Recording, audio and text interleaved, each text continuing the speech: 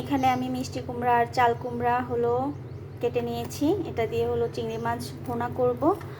আর এখানে হলো পটল কেটে নিয়েছি। এটা হচ্ছে পাবদা মাছ দিয়ে রান্না করব, ভেন্ডি ভর্তা করব। আর এখানে আমি একটু ময়দা গুলে নিয়েছি, এটা দিয়ে মোগলাই বানাবো।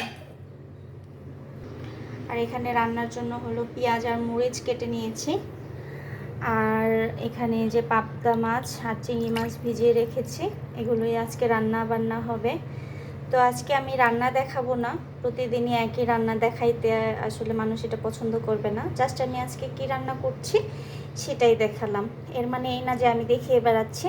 তো আমি চাচ্ছি যে আমার একটা পেজ থাকবে যেখানে আমি কি করি না করি এরকম নিত্যদিনের একটা ভিডিও আকারে আমি রেখে দেব। যখন আমি বুড়ো হয়ে যাব আমি তখন এগুলো দেখব, আমার ভাল লাগবে আর আমার পেজটাও গ্রো করতে থাকবে।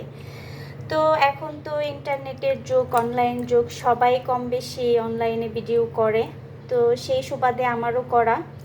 তো আমি চাচ্ছি যে আমার পেজটা একটু বড় হোক, সবাই দেখুক আমি কি করি না করি। আস্তে আস্তে আমি ব্লগ আকারে সারাদিন কি করি সেটাও একটু একটু করে দেখাবো। জাস্ট এখন ওইভাবে আসলে আমার পেজটা বড় হয়নি, যার কারণে এখন ছোট ছোট ভিডিও করি। আর প্রতিদিন ভিডিও করা হয় না, কারণ প্রতিদিন ভিডিও করতে আলসামি লাগে।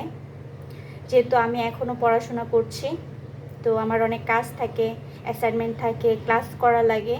তো আমি যেদিন আমার ক্লাস থাকে না সেই দিনের ভিডিওগুলো শুধু শর্টকাটে আমি একটু দেখানোর চেষ্টা করি। তো সবাই ভালো থাকবেন, সুস্থ থাকবেন, নিজের শরীরের যত্ন নেবেন। ধন্যবাদ সবাইকে।